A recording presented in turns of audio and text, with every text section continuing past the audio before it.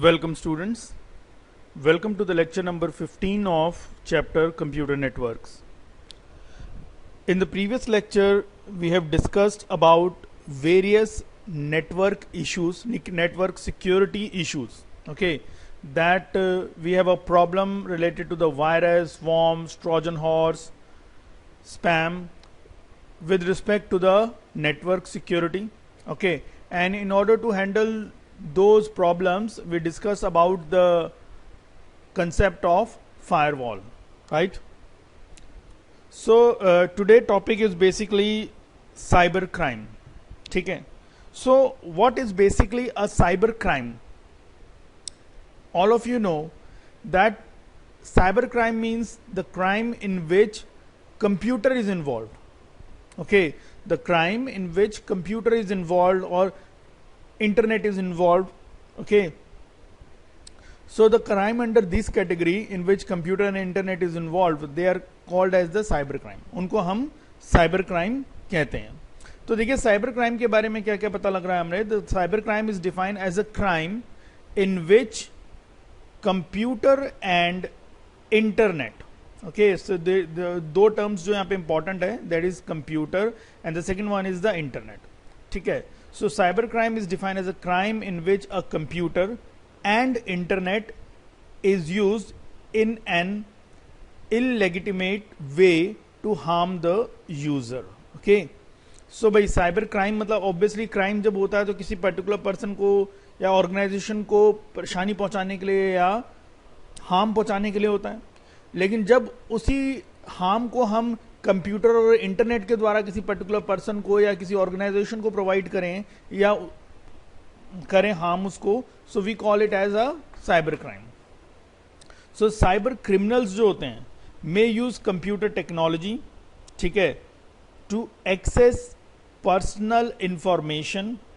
ठीक है, जो भी यूजर की पर्सनल इंफॉर्मेशन होगी उस पर्सनल इंफॉर्मेशन को एक्सेस करना, उसके बिजनेस ट्रेड के सीक्रेट्स को एक्सेस करना और यूज द इंटरनेट फॉर एक्सप्लॉइटिव और मेलिशियस पर्पसेस.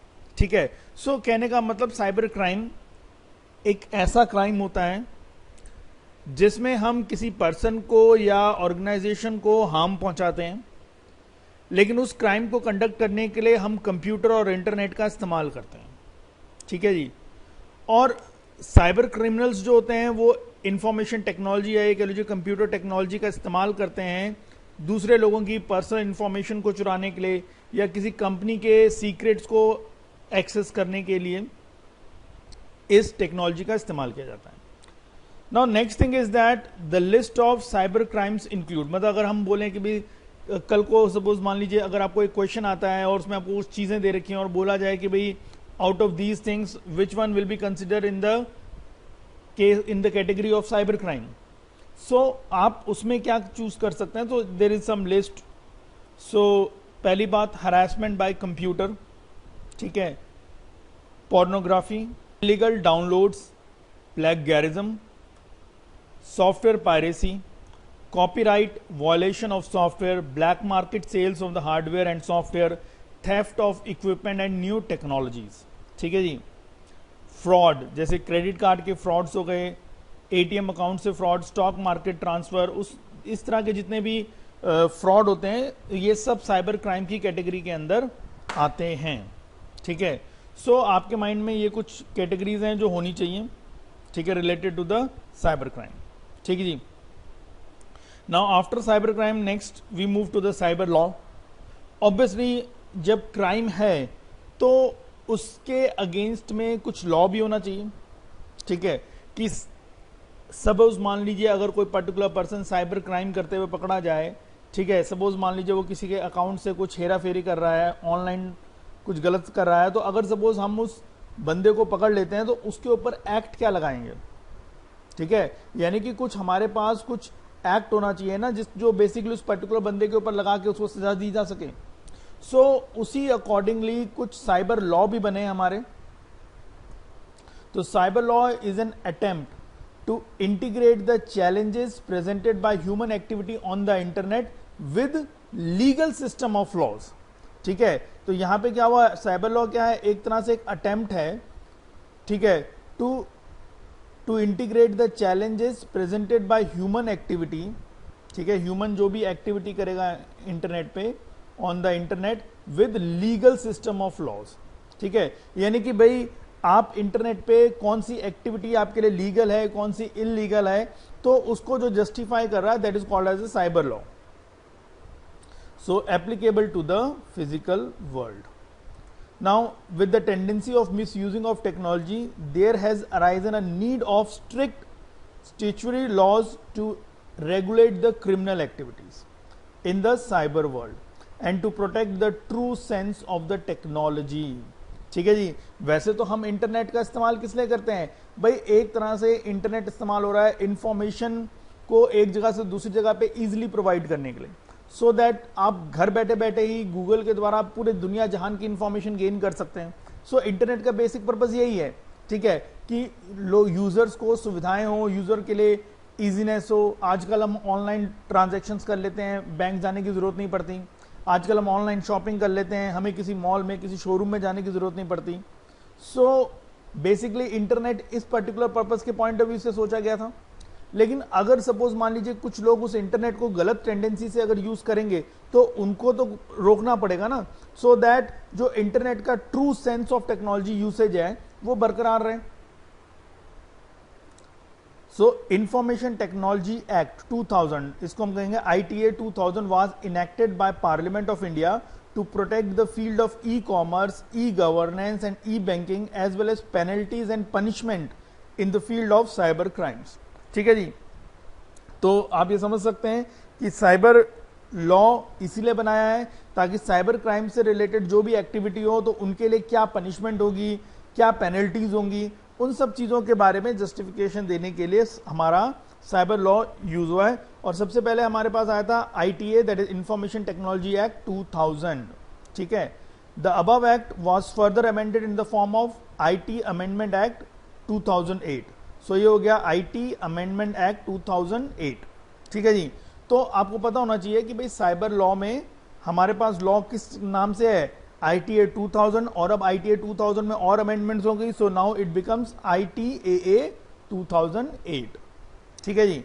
सो ये क्लियर हो गया दैट साइबर क्राइम मीन्स एक ऐसा क्राइम जिसमें हम कंप्यूटर और इंटरनेट का इस्तेमाल करते हैं किसी पर्टिकुलर पर्सन या ऑर्गेनाइजेशन को हार्म पहुंचाने के लिए. ठीक है जी.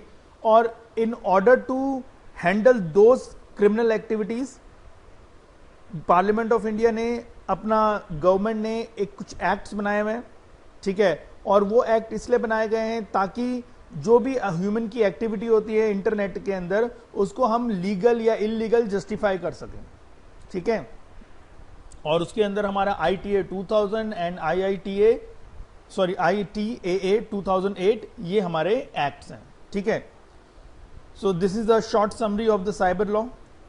Now next move to the intellectual property right, that is called as IPR issues. Now अब ये intellectual property rights या IPR issue होते क्या है. अब देखिए सपोज मान लीजिए कि मैं अपने वीडियोस को, ठीक है, इंटरनेट पे डालता हूँ. सपोज मान लीजिए मैं यूट्यूब पे डालता हूँ. ठीक जी. अब सपोज मान लीजिए मैंने YouTube पे डाला और कल को सपोज कोई दूसरा पर्सन है जो YouTube से उसे डाउनलोड कर ले और उस वीडियो के आगे अपने ऑर्गेनाइजेशन का, अपने इंस्टीट्यूशन का लोगो लगा के, अपने इंस्टीट्यूशन का नाम वाम डाल के उस वीडियो को YouTube में दोबारा से पब्लिश कर दे. तो भाई यहां पे क्या हुआ, सारी मेहनत तो मेरी थी, लेकिन अगले ने क्या करा, मेरे डेटा को, मेरे कंटेंट को चुरा लिया और अपने नाम लगा के, अपने नाम का लेबल लगा के आगे बेच दिया. सो ऐसी प्रॉब्लम से रिलेटेड हम यहाँ पे जो टॉपिक है हमारा, that is called as intellectual property rights, that is IPR issues. So intellectual property rights are the rights given to an individual over the invention of their own. ठीक है. They usually give the creator an exclusive rights over the use of his or her creation for a certain period of time. ठीक है जी. So obviously जैसे यहाँ पे बोला गया है कि इंटेलेक्चुअल प्रॉपर्टी राइट्स क्या है, are the rights given to an individual over the invention of their own. मतलब ये कुछ राइट्स हैं जो किसी पर्टिकुलर पर्सन को दिए गए हैं जो उसने इन्वेंशन करी है या जो उसका अपना प्रोडक्ट है या जो उसका अपना कुछ भी वर्क है उससे रिलेटेड उसको एक राइट दिया गया है. ठीक है. So there are 3 ways to protect the intellectual property, यानी कि अगर सपोज मान लीजिए कोई भी बंदा अपना कोई ओरिजिनल कंटेंट देता है कहीं पे या कुछ भी बनाता है, तो उसको अब प्रोवाइड, उसको बेसिकली अपने प्रोडक्ट को प्रोटेक्ट करना है और ये बताना है कि yes this product belongs only to me, ठीक है। सो यहाँ पे 3 ways हैं। The first way is patent. अब पेटेंट में क्या होता है, देखिए, a patent is a term used for specific product design by an individual. The designer is given exclusive right over the patent for a limited period of time. With the help of the patent right, the owner can stop others from making, using or selling the product design. The owner can take a legal action if someone uses the patent without his or her permission. अब for example ये ले लीजिए थे कि suppose मान लीजिए आपने company बनाई है और आपने कोई नया प्रोडक्ट लॉन्च किया मार्केट के अंदर, ठीक है जी। अब आपने जो सपोज मान लीजिए प्रोडक्ट लॉन्च किया मार्केट के अंदर, तो ऑब्वियसली सेल्स अच्छी हो रही थी। अब दूसरी कंपनी ने देखा यार इसने ये प्रोडक्ट बनाया हुआ है, चल मैं भी ये प्रोडक्ट बना लेता हूं और मैं भी बेचता हूं। अब आपने अगर अपने प्रोडक्ट का पेटेंट ले रखा है तो इसका मतलब आपके प्रोडक्ट को कोई दूसरा बंदा एज इट इज उसका डुप्लीकेट डिजाइन करके नहीं बेच सकता। वो क्या कहलाएगा, वो उसका पायरेटेड कॉपी कहलाएगा, ठीक है जी। सो यहां पे क्या है, अ patent is a term use for the given specific product design by an individual, ठीक है। सो ये एक तरीका हो गया अपनी इंटेलेक्चुअल प्रॉपर्टी को प्रोटेक्ट करने का, दैट इज या तो आप उसका पेटेंट ले लीजिए। The second one is the trademark, ठीक है। अब हम कई बार क्या होता है अपने प्रोडक्ट्स पे अपना ट्रेडमार्क लगा देते हैं, अपना लेबल लगा देते हो। तो trademark can be defined as a name और अ डिफरेंट साइन और a device identifying a product और a service. A trademark is also known as a brand name. It should be officially registered and legally restricted to the use of specific person or the company. अब जैसे आपने देखा होगा कई different companies हैं, जब वो अपना प्रोडक्ट लॉन्च करती हैं तो उस प्रोडक्ट के ऊपर, या जो हम कहते हैं ना यार प्रोडक्ट ओरिजिनल है, तो कैसे पता लगेगा, ऑब्वियसली उसके ऊपर उस प्रोडक्ट का एक टैग लगा होता है, ठीक है। So that is called as the trademark. अगर सपोज फॉर एग्जाम्पल के तौर पर मैं अगर मान लीजिए मार्केट से कुछ भी लेने जाओ, जैसे मान लो फॉर एग्जांपल मैं स्लीपर्स लेने जा रहा हूं अपने लिए। सो मान लो मैं बाटा के शोरूम में गया। सो बाटा के शोरूम में क्या है कि जितने वहां पे फुटवेयर्स मिलेंगे उनमें बाटा का टैग, बाटा का जो लोगो बना हुआ है वो उसके अंदर होगा ही होगा, विच शोज कि भैया ये प्रोडक्ट जो है that belongs to the Bata company, ठीक है। सो ट्रेडमार्क रिजर्व कर लिया। सो पहला है कि आप उस प्रोडक्ट का पेटेंट ले लें सो दैट कोई दूसरा बंदा वही सेम टू सेम प्रोडक्ट नहीं बना सकता। अगर वो बना सके, बनाने की कोशिश करेगा और लॉन्च करने की कोशिश करेगा तो आप उसके ऊपर लीगल एक्शन ले सकते हैं, ठीक है जी। और सेम यहाँ पे ट्रेडमार्क की बात है कि ट्रेडमार्क का मतलब है हम कोई अपना एक सिंबल, कोई मार्क है वो हम अपने प्रोडक्ट के ऊपर लगा दें, और अगर हमारे उस ट्रेडमार्क को, मार्क नेम को अगर कोई दूसरा बंदा यूज करना चाहेगा तो हम ऑब्वियसली उस पर केस कर सकते हैं, ठीक है। जैसे फॉर एग्जाम्पल के तौर पर मान लो कि आप सपोज मान लीजिए आप कोई इलेक्ट्रॉनिक डिवाइस बना रहे हैं, ठीक है, और सपोज आप उस इलेक्ट्रॉनिक्स डिवाइस बना रहे हैं और आपने सपोज एक कहते हैं म्यूजिक सिस्टम आपने बनाया। म्यूजिक सिस्टम बनाने के बाद आप सपोज उसमें आप फिलिप्स का लोगो लगा के बेचते हैं उसको, ठीक है। फिलिप्स का जो टैग होता है, जो भी सिंबल है वो लगा के अगर आप बेचते हैं, so that product does not belongs to Philips company, लेकिन आप तो वो लगा के बेच रहे हैं, तो it means you are doing a crime. So that is trademark, ठीक है। Last one is the copyrights. हम कोई भी चीज अगर लाते हैं तो उसके कॉपीराइट्स ले सकते हैं, ठीक है। आपने सुना होगा जैसे कभी कोई मूवीज आती है और वो मूवी सपोज मान लीजिए कोई पुरानी बनी हुई मूवी का, कोई बहुत पहले बनी हुई, उसी का एक तरह से ना उसको दोबारा से रिक्रिएट करते हैं वो लोग, तो वो सबसे पहले उसके कॉपीराइट्स खरीदते हैं, ठीक है। So copyright is a term use for a written document. A legal action can be taken if copyrights are violated. The following category of work can be considered for copyright. अब जैसे मैंने आपको बोला कि सपोज मान लीजिए मैं अपने वीडियो लेक्चर्स डाल रहा हूं यूट्यूब में, सो मैं क्या कर सकता हूं कि भाई अपना एक चैनल बना के कॉपीराइट लेके फिर उसको डाल सकता हूं। सो अगर कल को कोई बंदा मेरे लेक्चर्स को कट करके अपने चैनल में डालने की कोशिश करेगा, सो ऑब्वियसली मैं उस पर एक्शन ले सकता हूं। सो जैसे literacy work, musical work including any accompanying words, dramatic words, pantomimes and the choreographic work, pictorial, graphic, ये सब आपको ऑप्शन दे रखे हैं, जैसे sound recording, computer programs and website. So इन सब को हम कॉपीराइट कर सकते हैं, ठीक है। सो कोई कॉपीराइट का मतलब है कि इस पर्टिकुलर चीज की duplicate copy banana is not allowed. तो आई थिंक आपको आईपीआर समझ में आ गया होगा, इंटेलेक्चुअल प्रॉपर्टी राइट क्या है, और उस अपने प्रॉपर्टी राइट को ब्लॉक करने के लिए, अपने प्रॉपर्टी राइट को लगाने के लिए हमारे पास we have 3 options with us, ठीक है। और वो ऑप्शंस कौन कौन से थे हमारे पास, हम लोगों ने अभी पढ़े। That is first one is trademark हो गया हमारे पास, दूसरा हमारे पास यहां पे था that is called as the copyright, और एक लास्ट जो हमने पढ़ा, सबसे पहले जो हम लोगों ने पढ़ा, that is called as the patent. Okay, so patent, trademark and copyrights, ठीक। तो ये 3 चीजें हो गई हमारे पास। Now let's move forward. Now the next term that we are going to learn is basically hacking. What is basically a hacking? देखो, hacking simple शब्दों में हम कह सकते हैं कि सपोज अगर हम किसी पर्टिकुलर पर्सन के नेटवर्क को अनऑथराइज्ड वे में एक्सेस करते हैं, अगर हम किसी पर्सन के नेटवर्क को अनऑथराइज्ड वे में एक्सेस करते हैं, so that procedure is called as the hacking. और जो बंदा ये काम कर रहा है that is called as the hacker. So a computer expert who use his programming skills to intentionally access a computer without authorization is known as hacking, ठीक है। इस एक्टिविटी को हम लोग क्या कहेंगे, we call it as hacking, and the computer expert involved in this activity is known as a hacker, ठीक है। सो यहां पे आपको पता लग गया कि what is a hacking and what is a hacker। अच्छा, अब ना यहां पे एक और वेरिएशन आ रही है जिसका नाम है क्रैकिंग, ठीक है। सो यहां पे a hacker access the computer without the intention of destroying data और maliciously harming the computer. Hacker के बारे में हमें यह बात पता लगी। एक और टर्म यहां पे आ रही है जिसको मैंने अभी बोला कि that is called as cracking. So cracking can be defined as a method by which a person who gains unauthorised access to a computer with the intention of causing damage. अब थोड़ा सा कंफ्यूजन यहां पे आ गया है कि भैया hacker और क्रैकर, इन दोनों में अल्टीमेट डिफरेंस है क्या। फॉर दैट मैं आपको एक एग्जांपल देता हूं कि how you can differentiate between a hacker and a cracker. Suppose your friend is a owner of a company, ठीक है, and you went to meet him.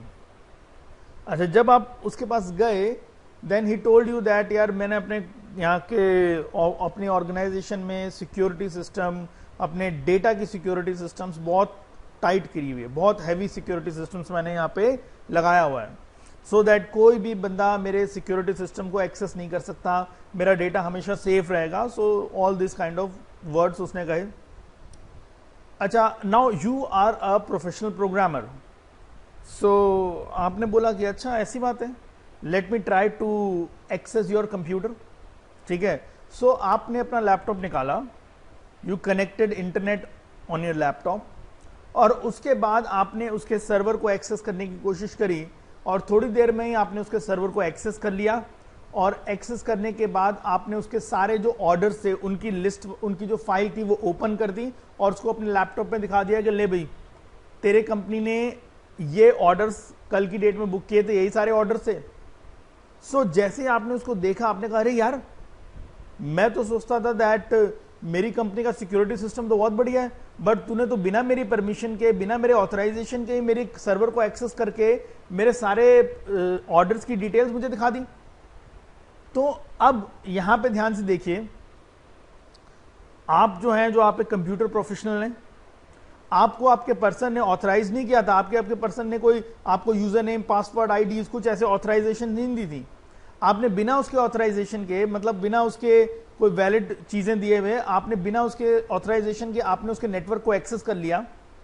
लेकिन आपने उसके नेटवर्क को एक्सेस इसलिए नहीं किया कि आप उसको हार्म पहुंचाएं, आपने उसके नेटवर्क को इसलिए एक्सेस किया है ताकि उसके नेटवर्क की जो कमजोरियां हैं, जो प्रॉब्लम्स हैं, वो आपको उसको दिखा सके, जो सिक्योरिटी होल्स हैं वो आप उसको बता सकें कि भाई this is the problem with your network.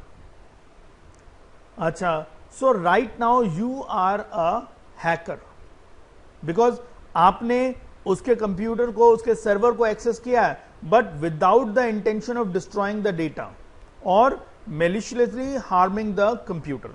सो जो है यहां पे बात की, the hacker access the computer without the intention of destroying, without the intention of destroying the data.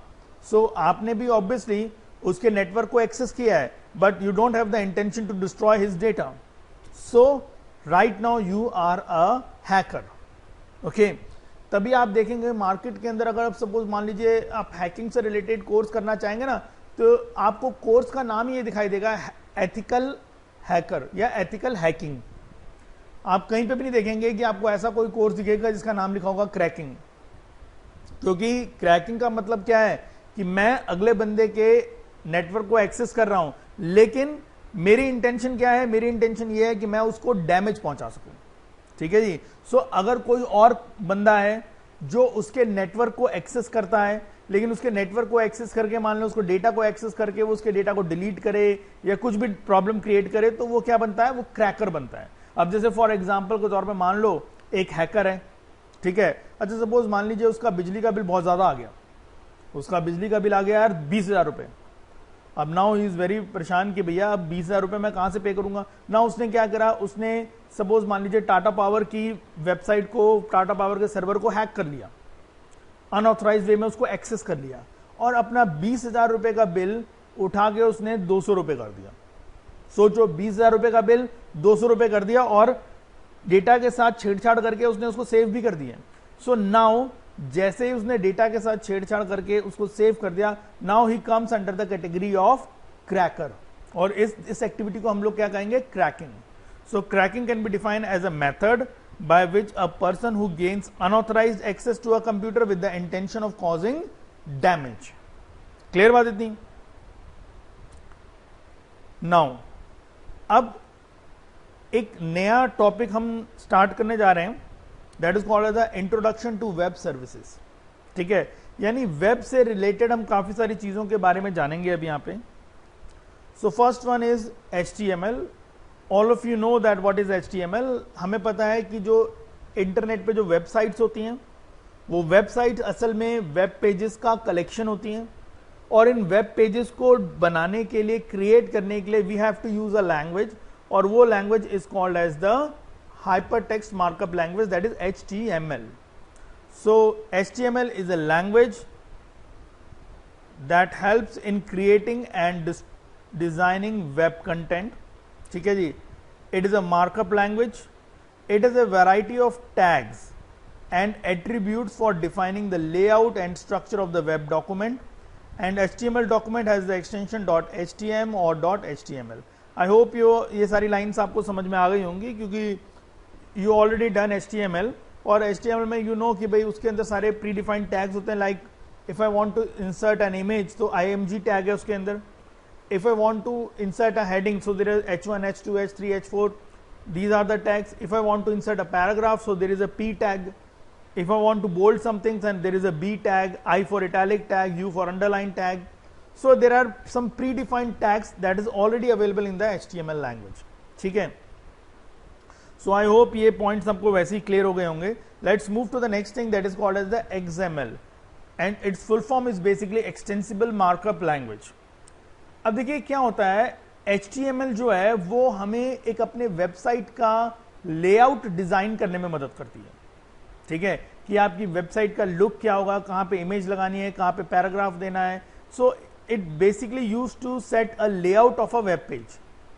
लेकिन जो XML लैंग्वेज है हमारी, that is related to the data related to the web page. अब जैसे सपोज मान लीजिए आपने Facebook की पेज को ओपन किया, आपने लिखा www.facebook.com, तो क्या हुआ, फेसबुक का पेज आपके सामने खुल गया. That page is basically designed in HTML. अच्छा, लेकिन आपने देखा होगा once the Facebook page opens, आपने ऊपर देखा होगा कि वहां पे user name and password type करने का ऑप्शन दिया होता है, एंड बिलो इट आपने देखा होगा वहां पे अगर if you are a new user in the Facebook, तो आप अपना नया प्रोफाइल रिलेटेड उसमें डाल सकते हैं. ठीक है जी. अच्छा, सो अब यहां पे हमने क्या चीज नोटिस कर ली कि हाँ भाई, ऊपर हमने कुछ कंटेंट दे रखा है, यूजर नेम पासवर्ड, नीचे आपको फॉर्म फिल करने का ऑप्शन दे रखा है. नाउ अब आप उसमें data, suppose if you are already a Facebook user, so आप अपना यूजर नेम एंड पासवर्ड देखेंगे और then you will click the submit button. ठीक है. सो अब आपका डेटा एक जगह से दूसरी जगह पे ट्रांसफर हो रहा है ना, your user name, your password. So for handling such kind of data, XML can be used. Okay, so XML stands for the extensible markup language, and XML is a markup language like HTML. XML, it is designed to carry or store data. As I already told you कि भाई data को एक जगह से दूसरी जगह ले जाना है. So for that XML मतलब XML is like a container for the data, कि आपने वो डेटा XML टैग्स के अंदर स्टोर कर दिया, and now then you are transferring the data from one place to another. Unlike HTML, it does not have predefined tags. जैसे HTML की जब हम बात करते हैं तो उस केस में हमने देखा कि we have predefined tags with us. ठीक है, जैसे P tag, I tag, B tag, ये सब HTML के साथ ऑलरेडी होते हैं. It is possible to define new tags in XML. ठीक है, so unlike HTML, it does not have a predefined tags. तो XML के अंदर कोई प्री डिफाइंड टैग्स नहीं है, आपको नए टैग्स खुद ही डिफाइन करने पड़ते हैं. It is possible to define new tags in XML and it allows the programmer to use customised tags. ठीक है, XML is case sensitive and XML is W3C recommendation. W3C means world wide web consortium recommendation. Okay, so एक तरीका मैं आपको just सिखा देता हूं कि जैसे सपोज मान लीजिए यहाँ पे आप अपनी तरफ से कोई टैग क्रिएट भी कर सकते हैं यहाँ पे. तो एक छोटा सा एग्जांपल मैं आपको लिख के दे देता हूँ कि भाई क्या मतलब हुआ यहाँ पे, so that you get a idea कि भाई क्या मतलब है यहाँ टैग का, XML के टैग का. सो सपोज मान लो एक फेसबुक का एक यूजर नेम और पासवर्ड की इंफॉर्मेशन हम भेज रहे हैं. सो हमने एक टैग बना दिया यूजर, और अंडर यूजर के टैग के अंदर हमने यूजर नेम लगाया एक, और सपोज यूजर नेम सपोज यहाँ पे लिख दिया हमने P पारस / यूजर नेम. ठीक है, सो आपने देखा होगा PWD.